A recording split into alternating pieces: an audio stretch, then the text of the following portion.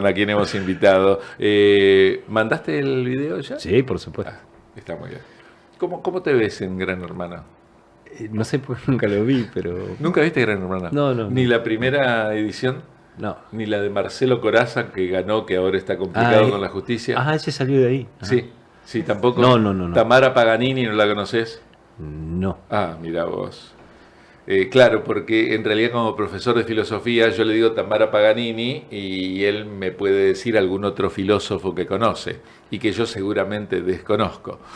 Bueno, bienvenido, Américo Schwarman. Buen día, Abe, ¿cómo estás? Bien, vamos a Hacía saludarnos. mucho que no venía. Es cierto. Las últimas veces hablamos por videollamada. Sí, por videollamada nos hemos comunicado por muchas veces. El COVID nos ha alejado. Es cierto, pero bueno, bienvenido. Viste que el estudio está más o menos parecido como lo conociste. Sí, pero está lindo, está... Sí, claro. Muy bien. Sí, la gente de utilería mantiene todo muy bien. Sí. Así que, bueno, ¿por qué está aquí Américo Schwarman? Hay que decir, es profesor de filosofía, es periodista, es humorista, es diseñador gráfico, es el fundador de la Murga Puntuales para la Tardanza y mejor todavía es el editor del semanario El Miércoles y detrás del semanario El Miércoles se aupó la cooperativa de comunicación El Miércoles, justamente. ¿Y qué día es hoy?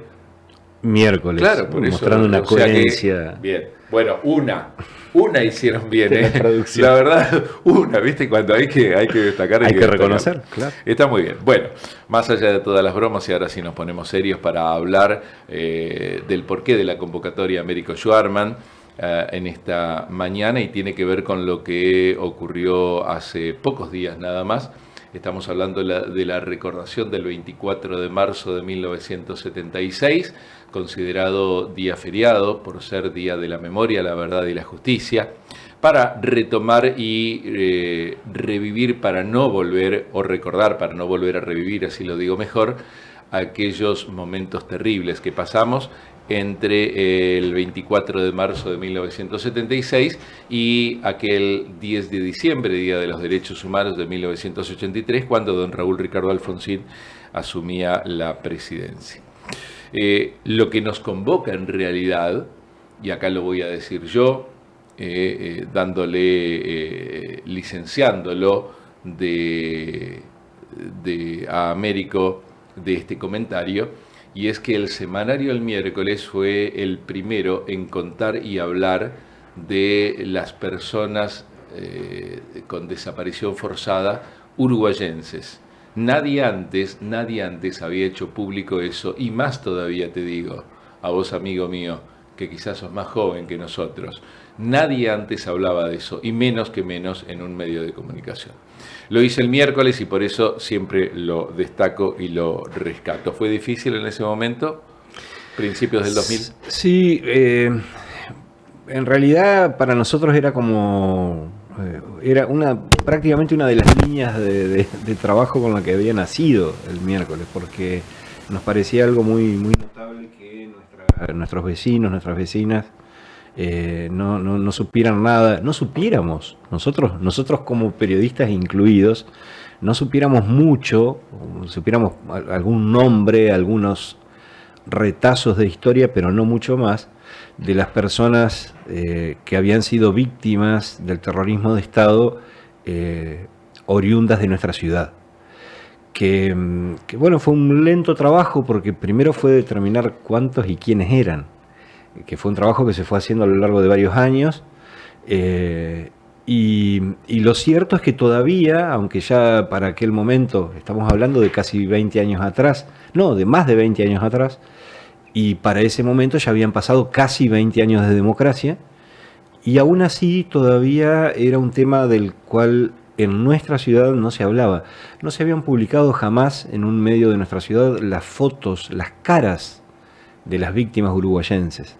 Nadie había hablado públicamente de Chilo Zaragoza o de Dina Nardone o de Horacio Poggio, por mencionar algunos de los nombres que conocíamos de manera, digamos, casi subterránea. Chilo Zaragoza, cuando yo empecé a estudiar, la secundaria en el Colegio del Uruguay a comienzos de la década del 80, Chilo Zaragoza era una leyenda, pero no se sabía prácticamente nada de él. Y digo, una leyenda muy acotada, claro, muy acotada a quienes... Al grupo. Claro, digamos, a quienes teníamos... A los estudiantes, a quienes... Y a dentro algunos, de los estudiantes, claro, los que participaban, digamos, activamente exacto, con una mirada política. Claro, los que nos empezábamos a interesar por la cuestión del centro de estudiantes, o en mi caso, que había empezado mi primera participación social en la cooperativa de estudiantes Itapé y en la flamante asamblea permanente por los derechos humanos de Concepción del Uruguay, junto a la recordada Evelina Siñes, Evelina Pesani de Siñes. Entonces eran nombres, cuando arrancamos con el semanario el miércoles, eran nombres desconocidos para la ciudad.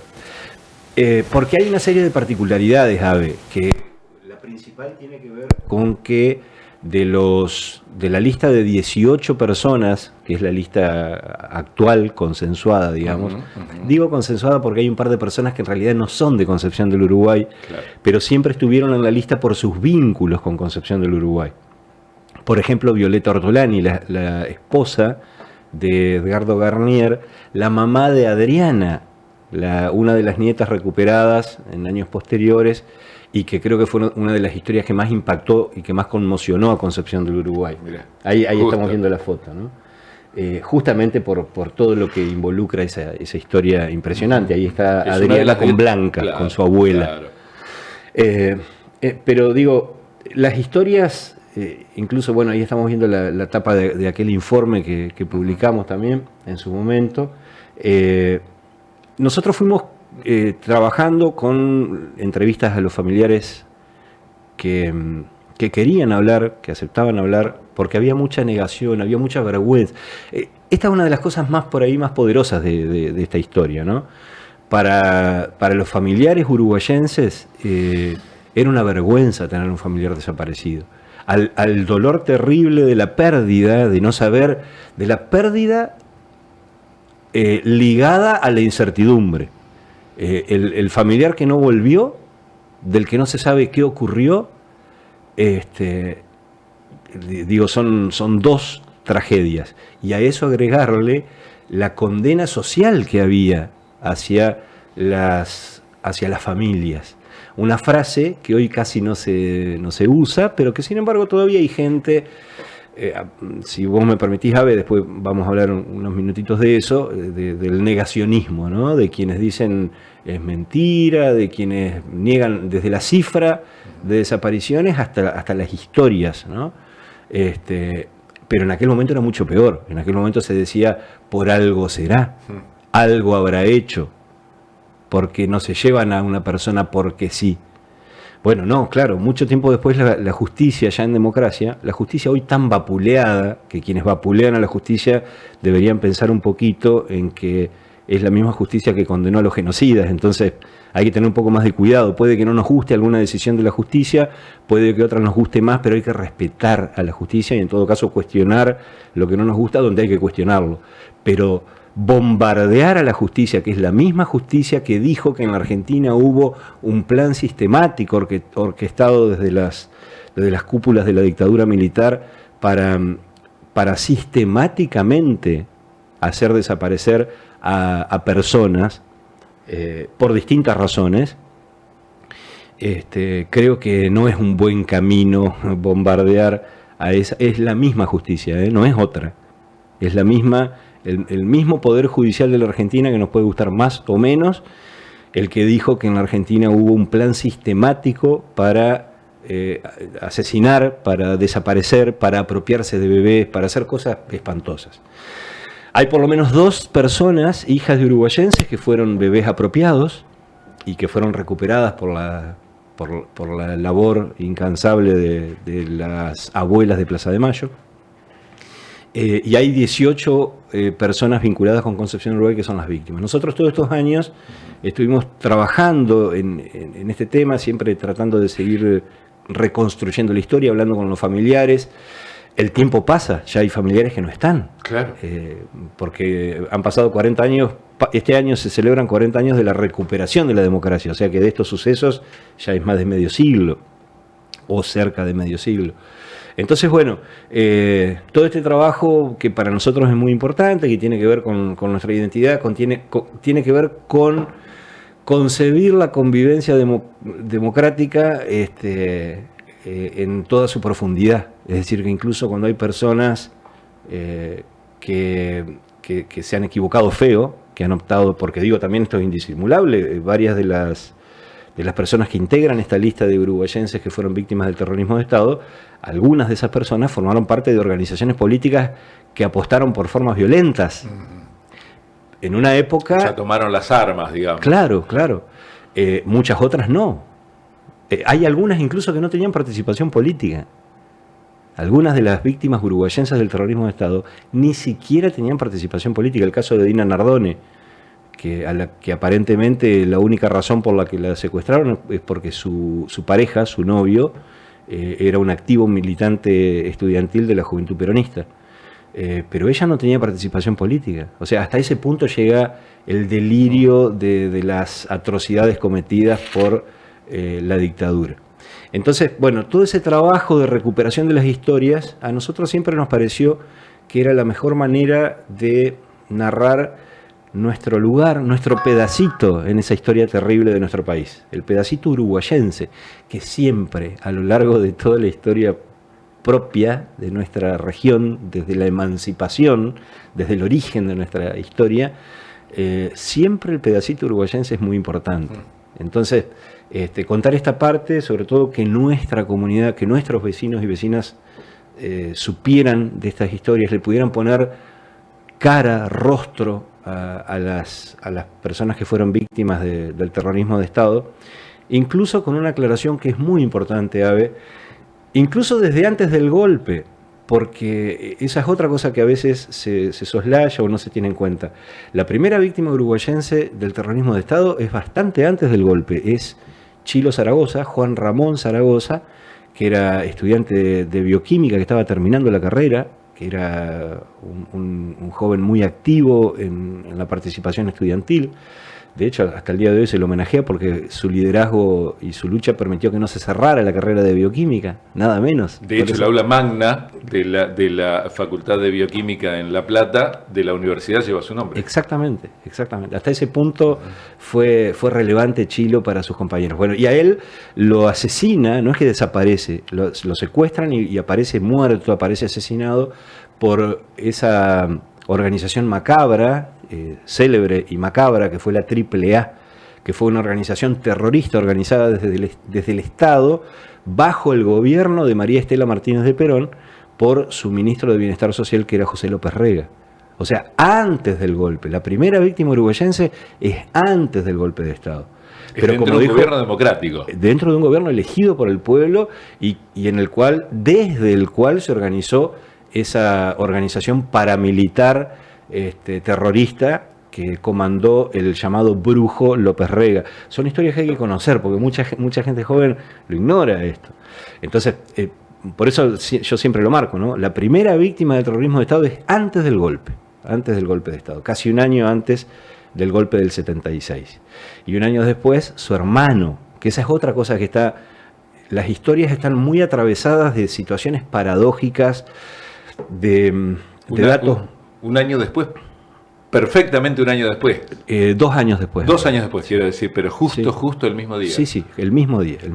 Y cerrando esa paradoja o poniendo otra pieza en esa fecha trágica y paradójica, la mamá de ambos, que toda su vida luchó creyendo que podía al menos recuperar a Neco, al segundo de sus hijos, porque, insisto, Chilo no estaba desaparecido. El cuerpo de Chilo apareció con más de 30 balazos de la AAA. El hermano Neco sí fue desaparecido ya por la dictadura. Luisa Cecchini de Zaragoza, la mamá de ambos, fallece un 9 de junio también. Una cosa tremenda. Y ahí sí, cerrando ya la parábola, ya mucho más cerca de nosotros, los vecinos del barrio 30 Viviendas, un 9 de junio, deciden ponerle a ese barrio... como homenaje y como recordación, Chilo Zaragoza. Y desde entonces, por decisión de ese grupo de vecinos y vecinas, es como que se conjura esa fecha terrible, ¿no? Pero digo, bueno, está las historias de nuestros convecinos y convecinas víctimas del terrorismo de Estado están llenas de datos y de situaciones amargas, terribles, pero también extraordinariamente valiosas, conmovedoras y hasta poéticas.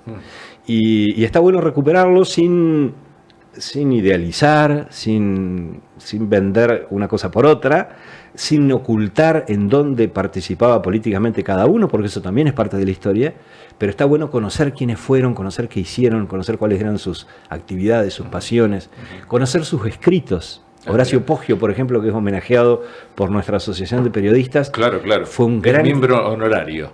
Socio honorario. Socio honorario, sí. Como forma. Es el único uruguayense que integra la lista de casi 100 periodistas desaparecidos durante la dictadura. Exacto. Hay otro entrerriano, pero uruguayense, Horacio es el único. Y Horacio era un gran intelectual, era un tipo que discutía y elaboraba documentos teóricos de alto nivel en un movimiento que se llamaba Movimiento de Liberación Nacional, al lado y discutiendo mano a mano con intelectuales como David Viñas, como Ismael Viñas, como Susana Fiorito, como Paco Urondo, como la mamá del Che Guevara, que era fundadora del Movimiento de Liberación Nacional. Bueno, Horacio Poggio estaba ahí en el corazón de ese movimiento y están los textos publicados por él. Y son casi desconocidos. ¿Cuál es la...? Mira, justamente ahí vemos en pantalla una suerte de resumen que figura dentro de www.miercolesdigital.com.ar por si te interesa. Y te tiene que interesar y nos tiene que interesar, ¿no?, nuestra historia. ¿Cuántos son finalmente? Son 18 la lista. Muchos uruguayenses y algunos con vinculación. Claro. La mayoría uruguayenses. Hay dos que no son uruguayenses, pero que están vinculados. Uno porque era colonense y su hermano vivía en Concepción del Uruguay y desde el inicio de los reclamos por desaparecidos se lo incluyó, que es Alfredo Valente. Otra que era nacida en la provincia de Buenos Aires, la esposa de Edgardo Garnier, Violeta Ortolani, pero justamente por su vinculación con Edgardo siempre se la incluyó. Sí. Y otra que no estaba desaparecida. Claro, esa se eliminó. Sí, ese fue un error propio de aquella época. Era una mujer que se llamaba Claudia Monzón, que estaba en la lista. En ese momento no había redes. Claro, no había redes de internet. Claro. No había redes sociales. Pero sí, hay también errores de ese tipo. Hay errores como, por ejemplo, Carlos López, uno de los desaparecidos uruguayenses del barrio La Concepción, seguramente por la cantidad de López y de Carlos que hay en nuestro país, durante muchos años era confundido con otros desaparecidos que también eran Carlos López. Ajá. Hasta que se logró identificar exactamente quién era. Es decir, hay muchos datos que se fueron corrigiendo y mejorando con el tiempo. Aparecieron también, incluso recientemente, nuevos nombres porque eran personas que nacieron en Concepción del Uruguay, pero que siendo muy pequeñitos, sus padres se fueron de la ciudad, entonces nos quedó un vínculo. Cuando apareció una de las nietas restituidas, ahí salió que su papá, Raúl de Sanctis, era nacido en Concepción del Uruguay, pero era alguien que no estaba en la lista, por ejemplo, ¿no? El médico Liberov. Manuel Liberov. Claro, sí, también. Que fue un médico muy importante en el Uruguay y que ha recibido en Montevideo, ¿no? Muchísimos homenajes. También a nuestra ciudad se lo reconoció finalmente, pero incluso se colocó una placa en el Colegio del Uruguay donde él estudió. Pero una personalidad realmente muy valiosa, muy respetada y muy reconocida. Nacido y criado en Concepción del Uruguay. En fin, una lista de personas que vale la pena conocer y donde, después de muchos años de trabajar en esto, nosotros presentamos la propuesta en una de las convocatorias que hace el Fondo Nacional de las Artes para concluir este trabajo y poder hacerlo en forma de libro, que es el objetivo de que todas estas historias estén juntas en una publicación. Claro. que finalmente concluya con toda la enorme cantidad de información que hemos recopilado. Porque lo que hay publicado es un fascículo que publicó la editorial de la provincia de Entre Ríos hace 20 años, 2004. 2004 fue el primer informe que publicamos nosotros en las páginas del miércoles. ¿Y de qué año? 2010 es 2010. Ese informe. Ya son más de... Casi 15. Claro. Estamos ahí 13. Y hay una enorme cantidad de material nuevo y hay cosas que se corrigieron. Y hay otras historias que hemos agregado que también nos parece importante incluir en el libro, como por ejemplo la historia de la PDH uruguayense o las víctimas del terrorismo de Estado de Basavilbaso, que también son de nuestro departamento Uruguay y de las que también se habla poco. Bueno, se está trabajando en esto, seguramente deberá pasar primero por un tamiz de corrección y luego se editará. ¿Para cuándo se prevé?